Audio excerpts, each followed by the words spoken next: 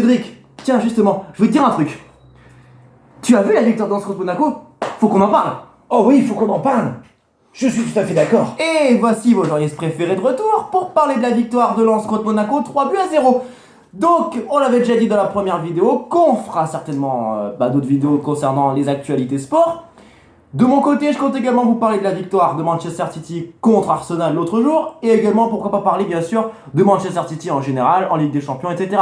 Cédric ici, lui, va nous parler un peu d'actualité basket. Oui, on va parler aussi de l'Opalico qui a eu lieu mardi. C'était au Chaudron Portel avec la belle victoire de 3 points du BCM Gravelines face Très à bien. BCM. Bon bah, on peut commencer maintenant. On va commencer, comme tu disais, on va revenir sur l'actualité. Bonjour à tous. On fait bien sûr ça pour le plaisir, on fait ça aussi pour divertir. Pour les amoureux du football, voilà, et même du sport en général. En général, et surtout le Racing Club de Lens. Et comme tu disais, Mathis, c'est un plaisir de te retrouver, d'être avec toi encore cette année. Merci. Pour cette deuxième.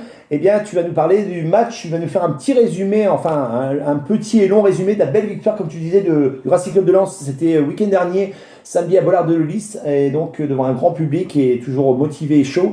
Face en plus à l'AS Monaco.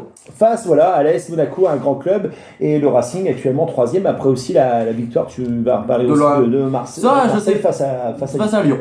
Voilà, à toi, donc tu peux commencer pour le match du Racing, pour tes impressions du match de samedi dernier à Bollard. Eh bien, pour commencer, je vais pas mâcher mes mots, même je vais pas passer par quatre chemins non plus. Je pense qu'on tient là clairement le meilleur match de la saison du Racing Club de Lens. Il n'y avait aucune erreur, aucun défaut, tout était parfait. Que ça soit dans le jeu, dans le pressing, dans le jeu des joueurs, tout était sans faute. Vraiment une équipe qui en plus a fait le match qu'il fallait face à une équipe de Monaco qui, on sait, est un principal concurrent pour la Ligue des Champions. Là, j'ai vu une équipe de Lens qui était brillante et comme je l'ai dit, aucun défaut. Et c'est comme je l'ai dit, je pense clairement le meilleur match de Racing Club de Lens depuis le début de saison. Efficace, qui cette fois-ci n'a pas eu besoin de 10 tirs pour marquer un but. N'a laissé aucune chance aux attaquants de Monaco, une défense bien solide, un gardien bon, qui n'a pas eu besoin d'agir tant que ça au final, mais qui a quand même répondu présent sur les 2-3 occasions que s'est présenté Monaco vers la fin de rencontre. Une attaque qui était digne de son travail, on peut dire ça comme ça, avec Openda très excellent, même un Dever Machado excellent sur les côtés. Non, vraiment, je le dis, le match était parfait, sans faute. Et un public qui, encore une fois, répond présent. Répond présent. Malheureusement, bon, il y a la petite polémique, je sais pas si tu as entendu parler par rapport au feu d'artifice qui a été tiré. Ah oui, des fumigènes. Non, des feux d'artifice. C'est feux d'artifice, moi j'avais entendu parler des fumigènes dans le stade et ça pose polémique. Mais des feux d'artifice, ce sont des feux d'artifice qui a été tirés par les supporters et ils risquent d'être jugés pour... ils risquent d'être sanctionnés pour ça. Pénalisés, ouais. Mais pour revenir sur le match Lens-Monaco, performance XXL des Lensois. Vraiment XXL. Et tu aurais une note à donner alors ça sera un 10 sur 10. Un 10 sur 10. Oh. Ah oui, je ne mâche pas mes mots, Ceux qui regardent le match penseront certainement que moi. Le match, il n'y avait aucun défaut. Aucun défaut dans le jeu des Lensois. Ce qui est étonnant par contre, c'est le fait que Monaco n'a même pas cherché à réagir. Ce qui est étonnant, quand on sait que c'est un concurrent pour la Ligue des Champions.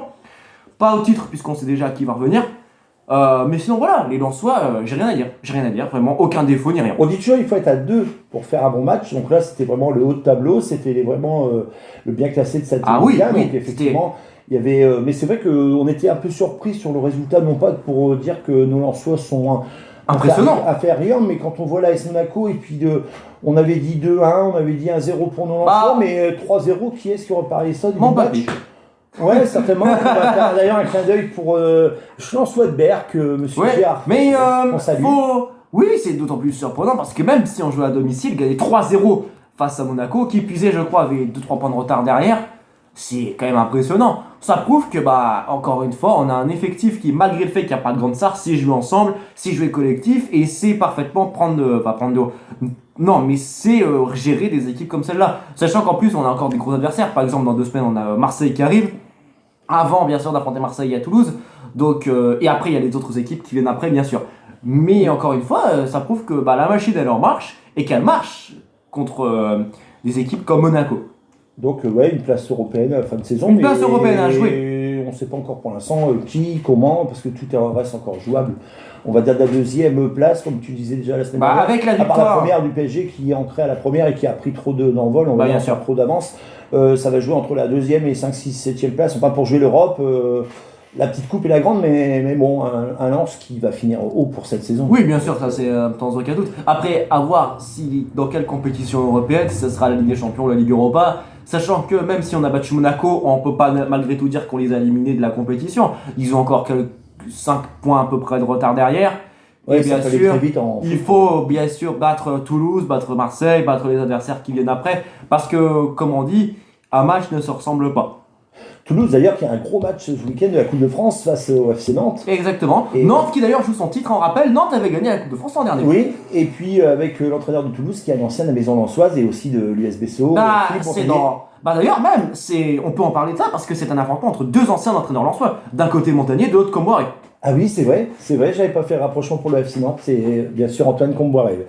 Donc ce match samedi, ouais, donc tu as trouvé tout de A à Z pendant les 90 minutes et... Oui, il n'y avait aucun défaut, vous vraiment. arrêtez, Il y avait aucun défaut, on a su jouer le temps vers la Monaco n'a fin de pas match. eu de grosses Alors attention occasions. quand même, attention.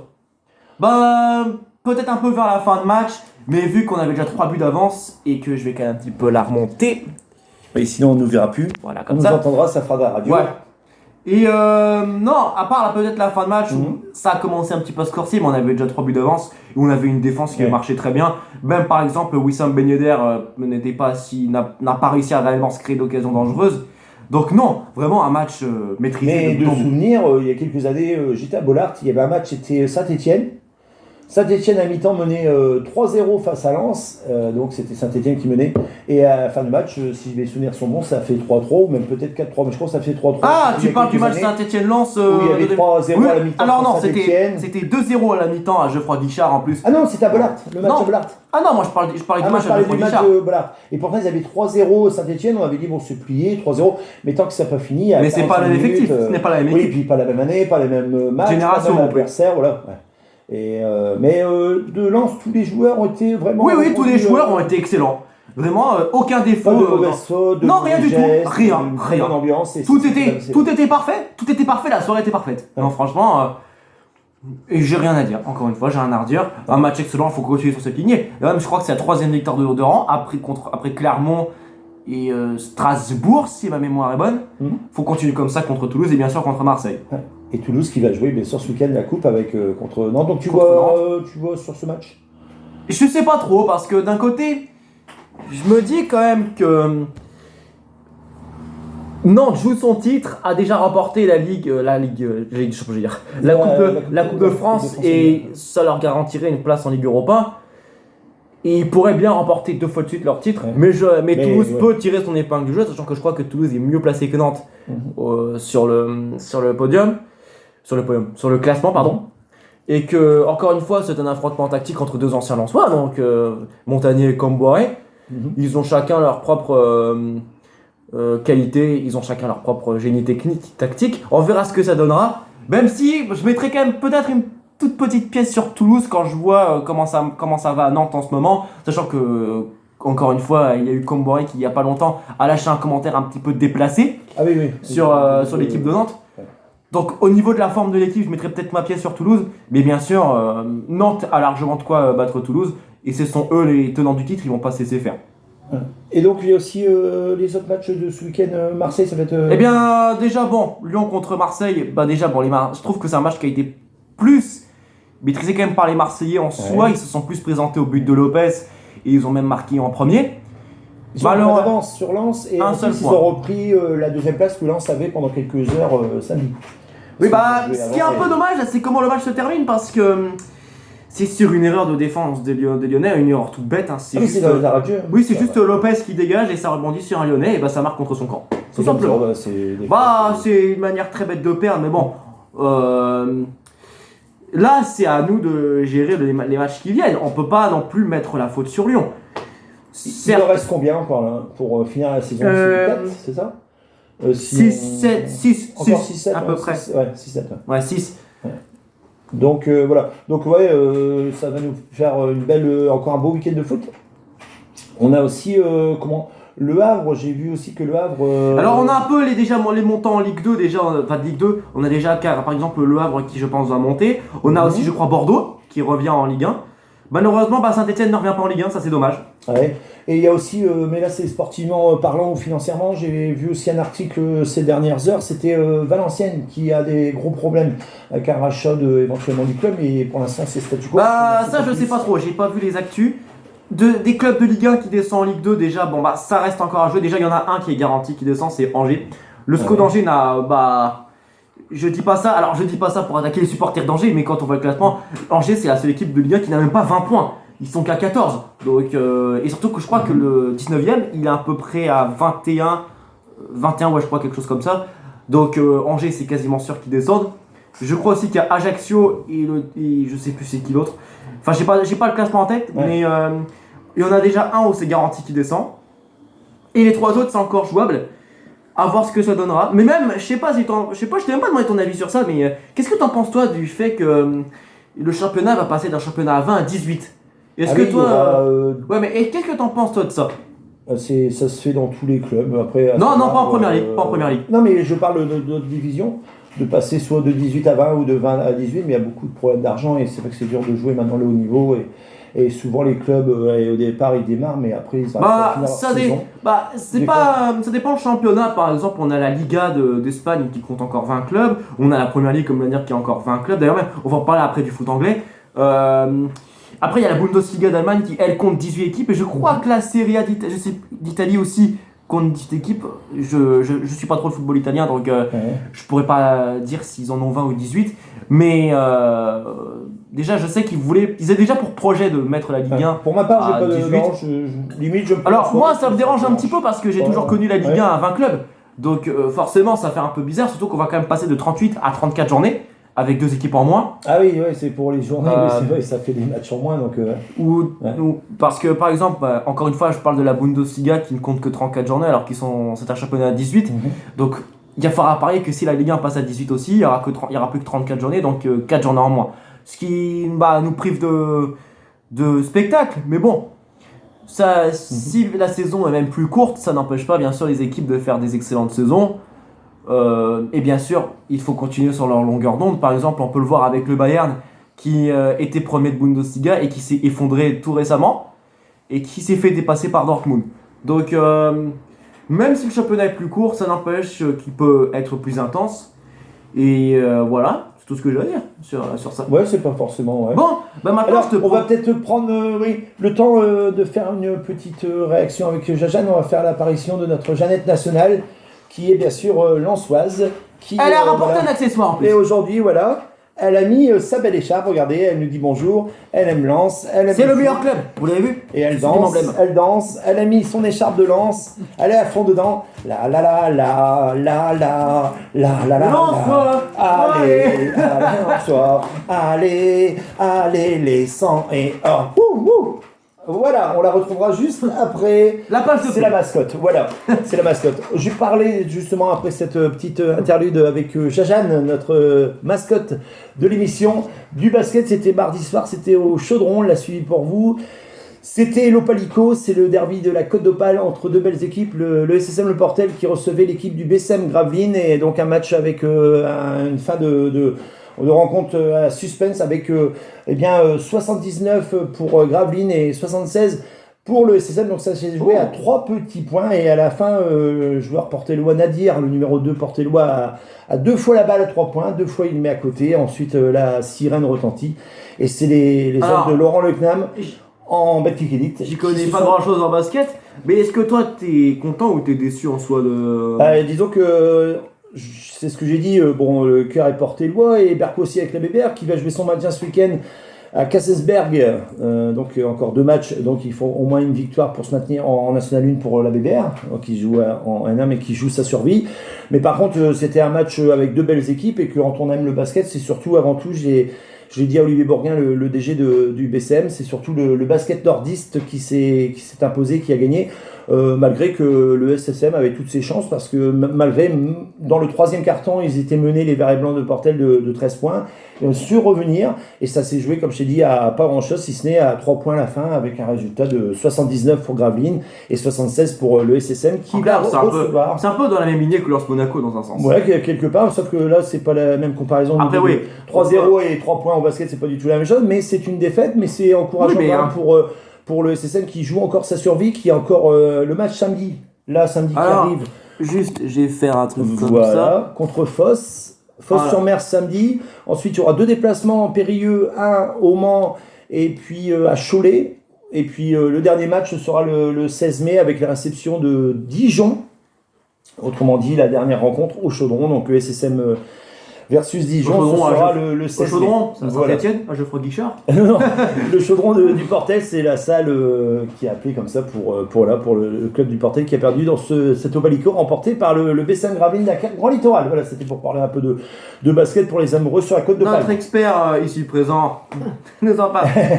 Bon, maintenant, on peut revenir au foot, bien sûr. Au football. Donc, j'avais prévu aussi de parler un peu du football anglais et de parler, pour moi, de actuellement, je pense, la meilleure équipe au monde en ce moment. C'est le Manchester City de Pep Guardiola, qui est juste phénoménal. Franchement, j'ai pas d'autres mots. Alors, pour ceux qui ont suivi le match d'hier, Manchester City-Arsenal, où c'était sans doute le match le plus attendu de l'année, parce que c'est quand même le match pour le titre de Premier League. Et la Premier League, qui est sans aucun débat possible, clairement le championnat le plus fort d'Europe. Ouais. C'est sans doute le meilleur championnat de toute l'Europe et qui oppose vraiment les 2 premiers du classement. Et hier, il y a eu un monde d'écart entre 2 équipes. Le score, c'est quand même 4-1 pour Manchester City. Ah, d'accord. Et franchement, ils sont phénoménaux, encore une fois. Et j'ai pas les mots pour décrire l'équipe de Manchester City. Vraiment, tout marche. C'est les martiens du football. Clairement, oui. Guardiola, je le dis. Guardiola, il a un génie tactique que je ne sais même pas comment il fait pour élaborer des stratégies comme celle-là. C'est-à-dire, une chose que j'adore avec Manchester City et que je pense beaucoup de gens seront d'accord, c'est que Manchester City, c'est une équipe qui retient des erreurs. Ils font des erreurs, mais l'an prochain, ils les corrigent et même, ils peuvent les transformer en qualité. C'est ce qu'a fait Guardiola hier. Et en plus, ce qu'a fait Guardiola, pour rajouter ça, il a rajouté des cartes à... Quand je peux dire ça, des nouvelles cartes à jouer pour l'équipe de Manchester City, notamment avec l'arrivée d'Erling Haaland. Et que dire de Erling Haaland, que c'est un joueur juste... c'est littéralement la relève pour moi de Ronaldo et de Messi. Alors, futur star. Ah oui, futur numéro 1. Ce gars-là, je te le dis, va battre tous les records. Ouais. Déjà qu'il a 33 buts marqués en Première Ligue. Ah ouais, quand même. Et quand même, c'est sa première saison. 22 ans. Ah oui, 22 ans. Il a encore des belles années, je pense, devant lui. Oh mais non, c'est pas que ça. C'est que Erling Haaland, faut savoir, il a joué à Dortmund, c'est sa première saison en Première Ligue. En Première Ligue, faut rappeler, en Première Ligue. Et la Première Ligue, c'est quand même un championnat très compliqué. On sait qu'elle a lancé la carrière de grands joueurs. Je pense notamment à Cristiano Ronaldo, qui a joué à un moment donné à Manchester United. Et est-ce que tu as déjà vu quelqu'un pour sa première saison en Première Ligue marquer plus de 33 buts et fracasser comme ça la Première Ligue? C'est vrai que c'est du jamais vu. Pas tous les jours. C'est du jamais vu. Et même encore, Haaland, il écrase pas que la Première Ligue, il écrase toute concurrence aussi en Ligue des Champions. Ouais. Il est le meilleur buteur et Manchester City atomise tous ses adversaires. Qu'on soit clair. Parce que City est déjà passé tout près de gagner la Ligue des Champions en 2021 où ils ont perdu en finale contre Chelsea. Après, ils ont perdu l'an dernier contre le Real en demi-finale. Et là, ils sont en demi-finale à nouveau face au Real. Et là, pour moi, Manchester City a clairement les armes cette fois-ci pour gagner contre le Real. Et honnêtement, je vois mal qui pourrait pas gagner à part Manchester City. À part peut-être un choix tactique de Guardiola totalement risqué à la dernière minute qui ferait sauter tout le rythme du jeu de Manchester City. Mais connaissant Guardiola, ça n'arrivera certainement pas. Mais voilà, pour dire Manchester City en ce moment, c'est vraiment la meilleure équipe du moment. Tous les joueurs sont excellents. À leur poste, ce sont tous des monstres. On peut dire de la planète même. Oui, ce sont tous des machines inarrêtables. Vraiment, par exemple, on peut prendre Kevin De Bruyne. Il a littéralement un pied en or. Dès qu'il touche le ballon et qu'après il la transmet à quelqu'un, c'est presque impossible de lui prendre. Même Haaland, il a un physique déjà assez imposant. Et quand il emmène des joueurs, il rigole pas. Dès qu'il a un angle pour tirer, il frappe. Et même très souvent, ça arrive dans les buts. Ça arrive dans les buts. Et par exemple même, ça c'est plus question débat personnel, mais on peut parler de Kylian Mbappé et de Erling Haaland qui font parler forcément, c'est un débat qui fait parler de lui. Par exemple, c'est sans doute pour beaucoup les 2 joueurs qui vont prendre la relève de Messi et de Ronaldo. Alors prendre la relève, c'est peut-être un peu exagéré de dire ça parce que avoir un palmarès comme eux, je vois très mal ça arriver. Mais si on devait juger pour moi lequel est le meilleur en ce moment, pour moi Erling Haaland, il est bien au-dessus de tout. Bien au-dessus pour l'instant. Franchement, alors déjà bon, je vais pas mâcher un mot. Moi je suis quelqu'un d'honnête. J'ai beau être français, moi je préfère Haaland qu'à Mbappé. Déjà, franchement, je vais être franc. Je préfère 1000 fois Erling Haaland, que ça soit dans le style de jeu, dans l'attitude, que ce soit en tant que joueur de football. Non, vraiment, Erling Haaland, c'est un joueur que moi, vraiment, qui m'éblouit depuis que je l'ai vu jouer, faire ses débuts à Dortmund. Maintenant, depuis qu'il est à Manchester City, j'ai l'impression que Guardiola, il a su quoi faire avec Haaland. Ce qui lui a aidé à progresser, ce qui l'a aidé même à voir plus loin. Parce que quand même, passer de Dortmund à Manchester City, c'est pas si facile. Sachant que Manchester City, c'est une équipe comment on peut dire ça, cherche à devenir un géant d'Europe. Parce que Manchester City, on peut dire que c'est une équipe très forte d'Europe, mais qui n'est pas encore un géant d'Europe. Ouais. Si tu vois ce que je veux dire. Parce que par exemple, on sait que Manchester City, aussi surprenant que cela puisse paraître, c'est l'une des rares équipes anglaises, jusqu'à présent, parmi les plus fortes, à ne pas avoir remporté la Ligue des Champions. Pas une seule fois. Par exemple, Liverpool l'a déjà gagné, Chelsea l'a déjà gagné, et Manchester United l'a déjà gagné. Pour citer, ce sont des grandes équipes qui ont un grand statut. Et Manchester City, clairement aujourd'hui, n'a pas à rougir face à des équipes comme celle que je viens de citer. Et pourtant, c'est la seule grande équipe anglaise à l'heure actuelle à ne pas avoir remporté de Ligue des Champions. Ils y sont passés tout près en 2020. Et là, avec l'arrivée de Erling Haaland, et avec surtout comment Guardiola il gère son équipe depuis maintenant plusieurs mois, je me dis, mais là, Manchester City, ils ont vraiment toutes les armes en main pour aller la chercher, cette Ligue des Champions. Et même, pour continuer de parler d'Erling Haaland en général, pour moi, ça sera sans doute lui, s'il remporte tout avec Manchester City, bien sûr. C'est le meneur d'homme, en fait. J'aurais plus dit lui et De Bruyne, mais c'est vraiment le buteur né de Manchester City. Mais c'est pas la seule grande star, il y a également 2 excellents joueurs à Manchester City. Il y a bien sûr Kevin De Bruyne qui fait un excellent travail en milieu de terrain. On parle de Bruyne, ça a toujours été un génie hors pair. On a aussi les autres joueurs, Ruben Dias, le gardien de but Ederson, Kyle Walker, John Stones, une défense impénétrable, franchement une défense solide. Un milieu de terrain qui marche, et dès que De Bruyne il a le ballon, et même que Haaland, dès que De Bruyne et Haaland ils ont le ballon tous les deux, et qui s'harmonisent, mais comment tu peux arrêter une équipe comme celle-là quand tu vois jouer Manchester City? Même, et surtout je trouve ça fou pour un joueur de réussir à autant marcher sur un championnat comme la Première Ligue. C'est quelque chose de fou. Et pour en revenir au débat Haaland-Mbappé, déjà quand je trouve que Kylian Mbappé il est pas en super forme. Pour moi, Erling Haaland, déjà en ce moment, c'est sans doute le meilleur joueur du monde à l'heure actuelle. Alors, il n'est pas tout seul, bien évidemment. Il y a Kevin De Bruyne et les coéquipiers derrière. Mais par rapport à tout ce que fait Haaland, et tous les buts qu'il marque et tous les records qu'il bat, même. Il est au-dessus de Mbappé, mais on en parlait la semaine dernière, il est surmédiatisé. Alors, ça, on en reviendra plus tard. Mais. Par exemple, Erling Haaland, pour moi, s'il remporte tout avec Manchester City, c'est-à-dire Première Ligue, Ligue des Champions, FA Cup, parce que par exemple, Manchester City va jouer la finale des FA Cup contre Manchester United où ils sont grands favoris. Ensuite, ils doivent jouer la Première Ligue, ils doivent prendre la première place Arsenal, ce qu'ils feront sans doute, puisque si tu n'étais pas au courant, déjà, ils ont battu Arsenal. Et en plus, ils avaient 2 matchs en moins. Ils ont 2 matchs en moins. S'ils remportent les 2 matchs, c'est quasiment acté. Le titre pour Manchester City. Et s'ils battent le Real Madrid en Ligue des Champions et qu'ils affronteront soit l'Inter, soit l'AC Milan et qu'ils gagnent contre l'un des 2 clubs de Milan, et là, ça fera la triplette. Et plus les records qu'aura Haaland derrière, avec le nombre de buts marqués en Première Ligue, le nombre de buts marqués en Ligue des Champions, pour moi, on aura le ballon d'or de l'année. Clairement. Parce que des stats aussi écrasantes, j'en ai jamais vu. Ouais. On va revenir sur la Ligue 1 ce week-end, donc bien sûr la Coupe de France entre, comme on disait, le FC Nantes et Toulouse. Du FC Toulouse, mais ce week-end la Ligue 1, donc c'est... Il n'y en a pas. Il n'y en a pas parce qu'il y a la Coupe, donc c'est le week-end... Ah si, il y a Marseille contre Auxerre et week-end prochain, donc tu as un peu les affiches à suivre. Pas week-end prochain, pas week-end prochain puisque ça fera un peu match en retard. Ça sera le mercredi que ça se jouera les rencontres. Ouais. Donc le mercredi, Lens affrontera Toulouse, finaliste de Coupe de France. Ah oui, donc peut-être. Alors, pour parler du match Toulouse-Lens, je peux pas vraiment dire qu'on part avec un avantage contre Toulouse, mais on part avec un handicap pour le match d'après. C'est-à-dire que Toulouse aura joué sa finale de Coupe de France. Bien sûr, il y aura leur état d'esprit qui y jouera parce que dépend du résultat. Oui, bien sûr. Si déjà ils auront soit gagné, soit perdu contre Nantes, et forcément ils auront joué avant nous. Du coup, on aura eu plus de temps de repos pour jouer contre Toulouse. Bon, après c'est chez eux, rien n'est fait. Mais ce qui m'inquiète, c'est pour le match d'après où là, ça sera clairement le match le plus important de la saison pour moi pour Lens. Ça sera celui face à Marseille. Mais sauf que Marseille joue le 30 avril. Ça fera qu'ils ont 5 jours de repos et que nous, on n'en aura que 3. Alors, on joue peut-être chez nous. Mais ça n'empêche que Marseille a un avantage. Ils seront plus frais dans les seront plus frais déjà que les Lensois. Après, on connaît Lens, ils peuvent très bien nous surprendre. Mais quand même, c'est ça qui m'inquiète un peu parce que déjà Marseille aura plus de temps de repos que les Lensois. Et un pronostic sans... Toulouse contre Lens? Non, le match de Marseille qui nous intéresse. Ah, Marseille.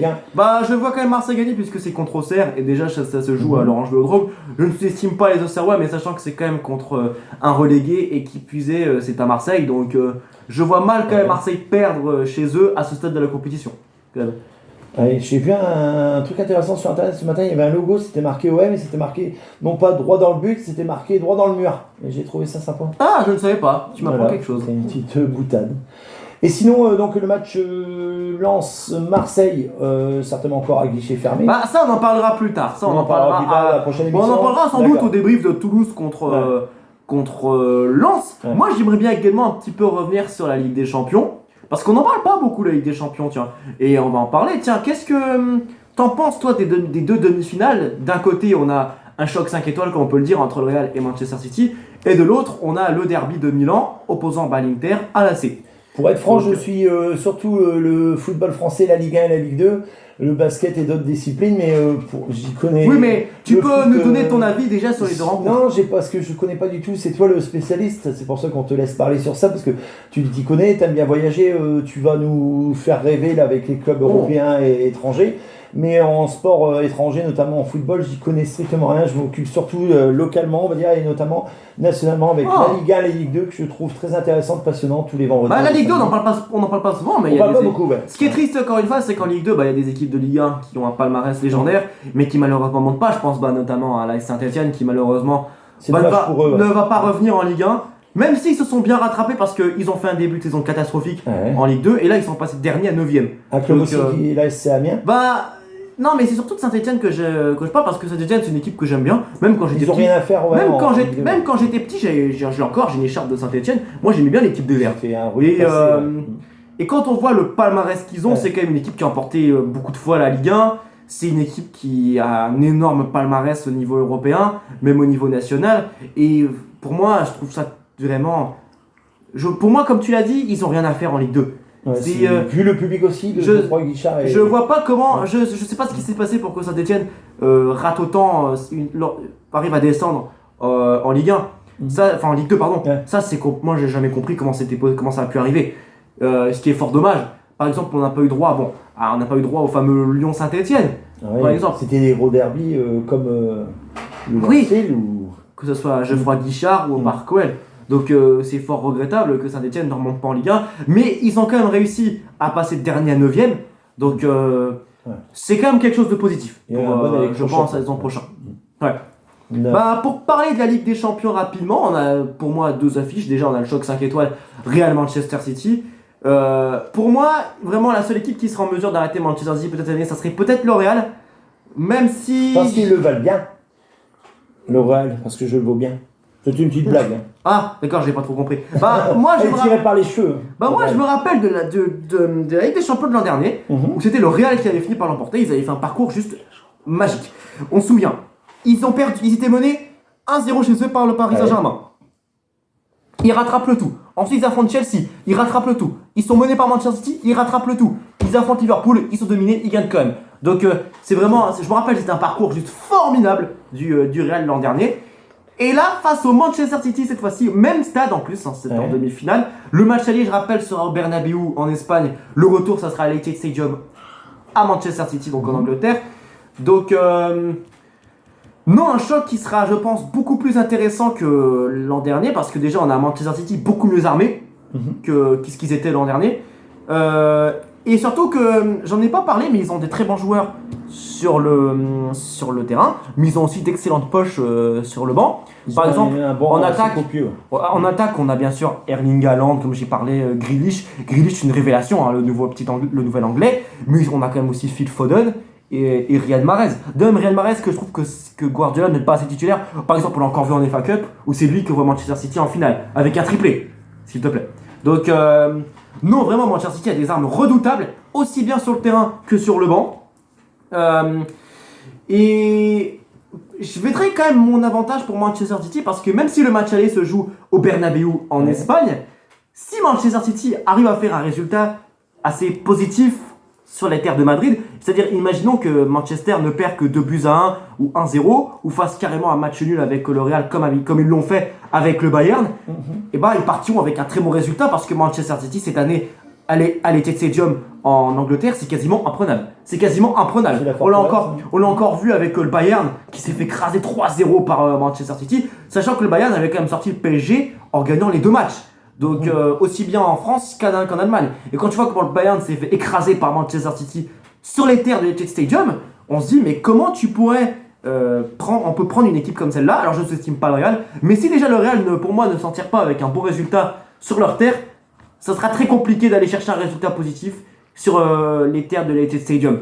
Donc quelle culture footballistique. Oui, donc pour moi, c'est pour ça que moi je donnerais ma pièce sur Manchester City parce que si le Real ne gagne que 2-1 ou 15-0 à Bernabeu, ça sera pas suffisant sur le match sur les terres de Manchester City. Maintenant, on peut parler de l'autre match aussi également, donc qui est un derby de Milan, tout ce qu'il y a plus basique, le derby classique d'Italie entre l'Inter et l'AC Milan, qui se jouera comme à l'aller au retour sur le même terrain, sur la pelouse de San Siro. Donc là, ça sera un match 100% Serie A. Donc, alors là, c'est compliqué de donner un favori pour ce match-là parce que c'est quand même les deux équipes, du même pattern, hein, et pas uniquement du même pays, mais également de la même ville. C'est deux clubs qui viennent de la ville de Milan, donc entre l'Inter et l'AC. C'est derby. Donc oui, il n'y a pas d'avantage aussi bien comme là comme dans l'autre. Alors bien sûr, ce qui diffère, c'est que c'est pas un match de Serie A, c'est un match de Ligue des Champions. Et là, ça sera aussi une rencontre très intéressante parce qu'on peut parce que je trouve que c'est plus compliqué de trouver un favori pour ce match-là que de l'autre côté. Parce qu'on a affaire à deux équipes qui sont en plus de ça côte à côte sur le classement de la Serie A. C'est vraiment très très serré entre l'Inter et l'AC en ce moment. Et donner un favori pour un derby de Milanais comme celle-là entre l'Inter et l'AC, c'est compliqué. Donc je sais pas. Et surtout que les deux équipes ont chacun des bons joueurs. Par exemple, de côté de l'Inter, ils ont Lautaro Martinez pour ne citer que. Et de l'autre côté, à Milan, forcément, à l'AC, il y a bien sûr le français Olivier Giroud. Il n'y a pas que Giroud, il y a peut-être aussi, Zlatan, on ne le voit plus aussi souvent. Mais n'empêche, les deux équipes ont toutes deux un bon effectif. Et non, ça sera compliqué de dire qui va remporter un derby milanais en Ligue des Champions sur le même terrain. D'accord, on a fait le tour. Je sais pas si tu as autre chose à rajouter de mon côté. Pas vraiment, donc les infos sport sont toujours bonnes à prendre. Hein. Encore une fois, la Ligue des Champions, on en parlera en temps voulu. Ah tiens, pourquoi pas parler, avant de terminer, de la Coupe du Monde, tiens. Je t'ai même pas demandé ton avis. Ce que t'as pensé de la France en Coupe du Monde qui a eu lieu. Honnêtement, j'ai pas trouvé ça, je sais pas. Formidable. C'était un peu un gâchis entre autres. Honnêtement...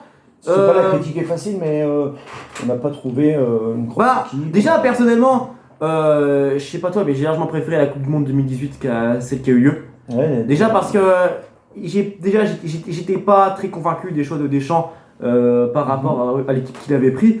Par exemple, on sait qu'il allait y avoir des gros absents. Il allait pas y avoir Pogba, il allait pas y avoir N'Golo Kanté, il allait pas y avoir non plus Pavard si ma mémoire est bonne.